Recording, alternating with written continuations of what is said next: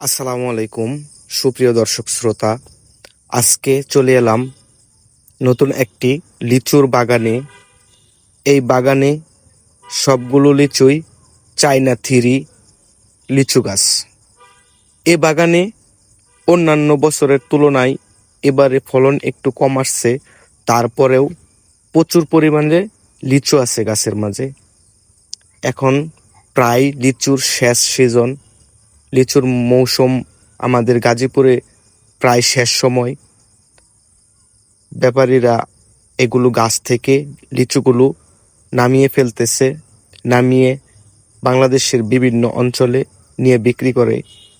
তাছাড়াও অনেক ব্যাপারীরা বাগান থেকে এসে এই লিচুগুলা ক্রয় করে নিয়ে যায়।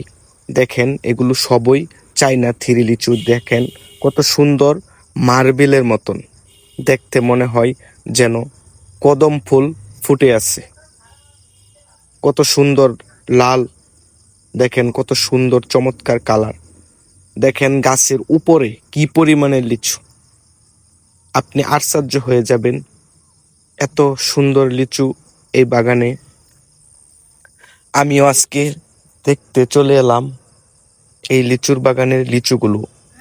তো লিচুর বাগান ঘুরে দেখার পরে আমার কাছে খুবই ভালো লাগলো, কারণ এই লিচুর বাগানের লিচুগুলো বড়, খেতেও খুবই মিষ্টি।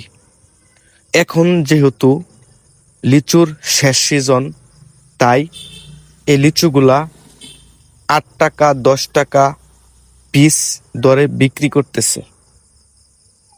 এগুলো সবই চায়না থিরি লিচু। দেখেন সুন্দর কালার, ভিতরের বিচি একদম ছোট এবং প্রচুর পরিমাণের রস আছে এই লিচুর ভিতর। মাংসয়ে ভরপুর, খেতে খুবই সুস্বাদু। আপনাদের বাসা বাড়িতে ফাঁকা জমি থাকলে অবশ্যই একটি চায়না থিরি গাছ রোপণ করতে পারেন, তাহলে আপনাদের পরিবারের পুষ্টির চাহিদা এবং ফলের চাহিদা, এই লিচু ফলের চাহিদা পূরণ হয়ে যাবে। এই বাগানের লিচুগুলা পাকতে শুরু করছে, তাই দেখেন এই লিচুগুলা গাছ থেকে নামানো হচ্ছে। উঁচু উঁচু গাছ, এই উঁচু গাছ থেকে আস্তে আস্তে ছোট ছোট ডাল ভেঙে এই লিচুগুলো নামানো হচ্ছে। দেখেন কত সুন্দর চমৎকার কালারের লিচু,